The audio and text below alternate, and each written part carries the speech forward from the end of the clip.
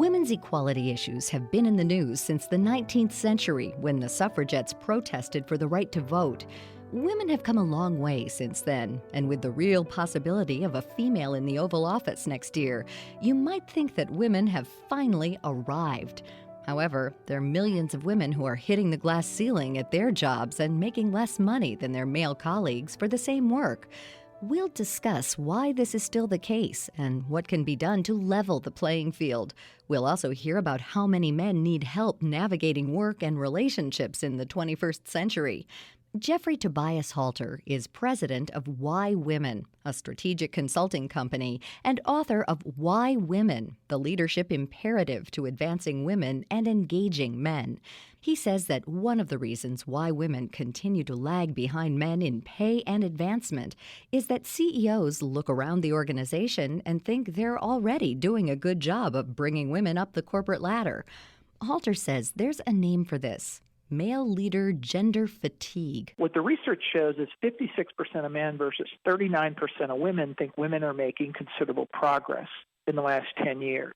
When you ask them why, over 50% of men say it's because men have been trying harder.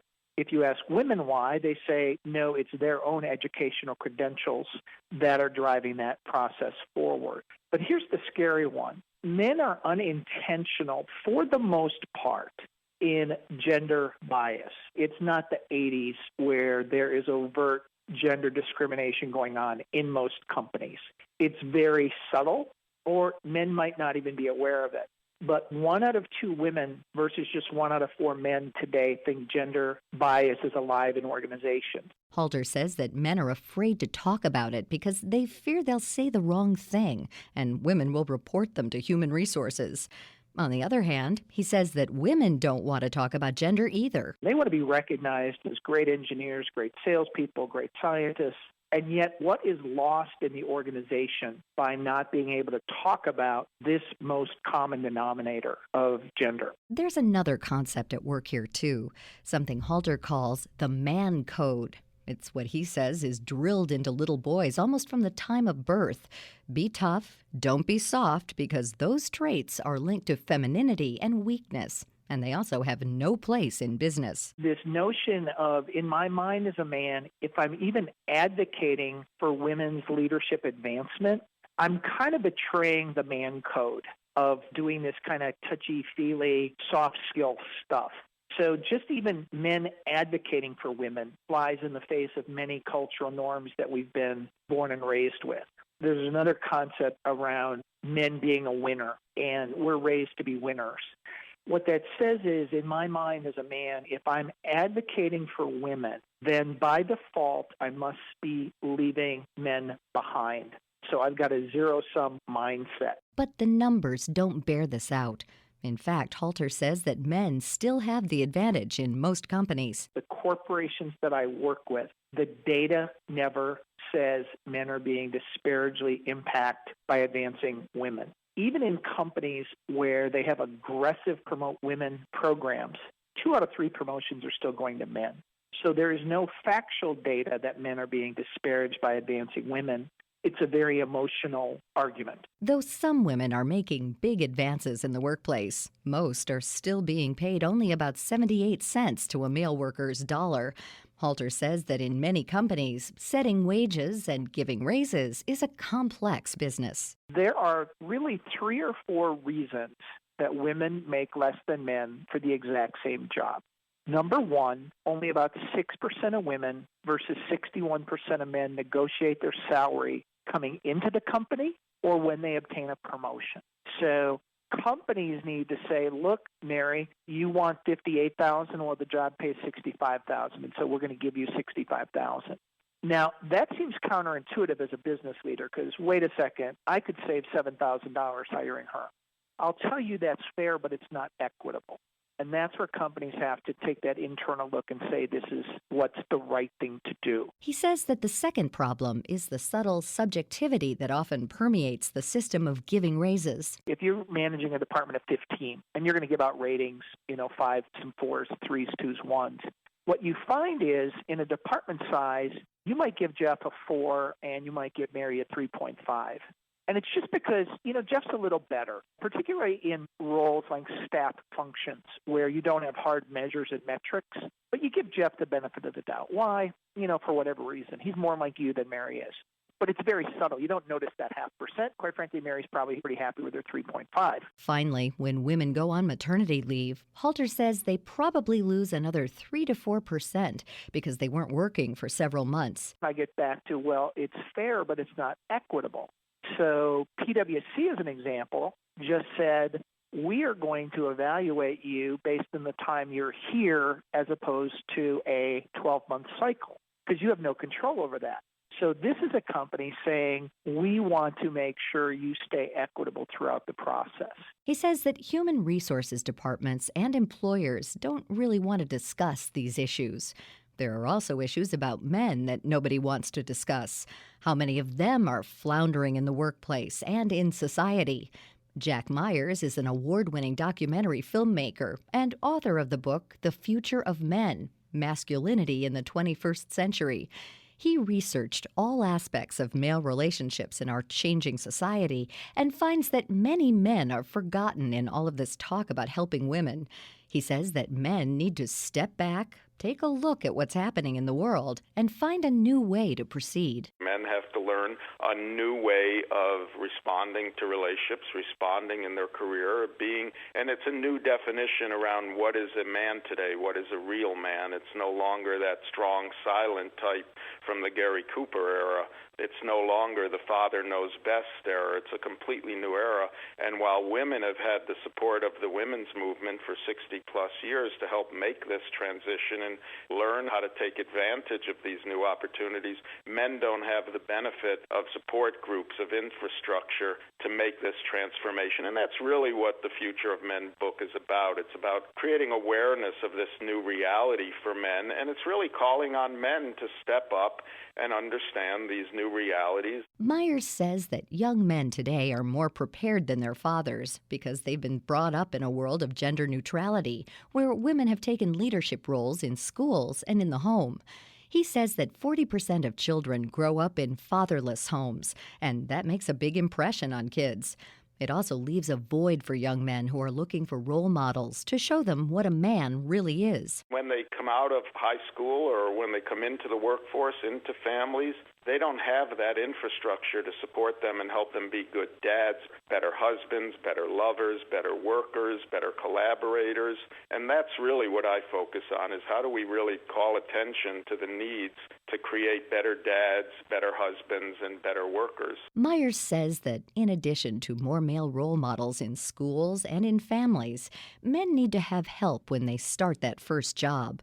He says that there's often a structure in place for women to be mentored in a company, and he says that men also need that help. These young people have grown up, both young men and young women have grown up with gender equality, gender neutrality. It's been an embedded part of their lives.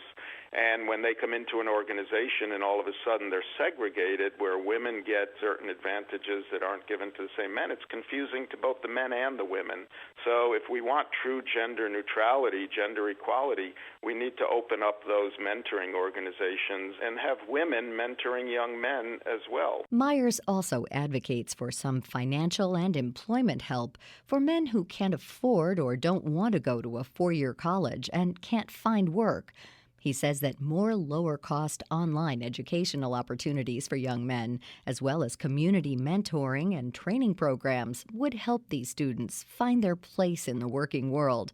Finally, Myers says that the media have to change the way they depict men. He says that too often men are portrayed as bumbling idiots who can't change a diaper, wash dishes, or make a big family decision without screwing it up. Just as we've focused on objectification of women in advertising and media, we need to focus in on how men are being portrayed and the role models that men see for themselves on TV, especially in advertising and commercials. And we need to create a narrative around positive male-female family relationships and constructive contributing dads. Initiatives for both young men and women are important to create a gender-equal workplace and society. Halter says that when it comes to equal pay and promotions, fathers in business can do a great deal to help their daughters succeed. He came up with the Father of a Daughter initiative to bring dads into the picture. He himself has a daughter that he supported throughout her life, and he thinks that other men should be moving aggressively to bring gender equality into women's work lives. In fact, fathers of daughters need to be outraged that society only values our daughters at 78 cents to our son. So the Father of Daughter initiative is 10 simple things men can do in the workplace to advocate for women. Go to my website, www.whywomen.biz, and you can download a copy of this. Print this out, put your daughter's name on it, and sign it. And it immediately marks you as a man who wants to advance women in the workplace. You are an advocate. And these are really simple things to do. Things like seeking to understand, talking to a female coworker about the experiences she's having. Talk about the business case within your department around revenue or talent. Support workplace flexibility. Halter hopes that business leaders will find that having the conversation about this issue will bring gender equality closer for all women and men in the workplace and make companies more responsive to their workers and more productive and profitable for everyone. You can read more about Jeffrey Tobias Halter's Father of a Daughter initiative and suggestions for making business more equal for women in his book, Why Women, available in stores and on his site, the letter Y, women.biz. For an in-depth look at what it means to be a man in the 21st century and how society and business can help them, pick up Jack Meyer's book, The Future of Men, in stores and online at his site at futureofmen.com. For more about all of our guests, log on to our site at viewpointsonline.net. You can find archives of past programs there and on iTunes and Stitcher.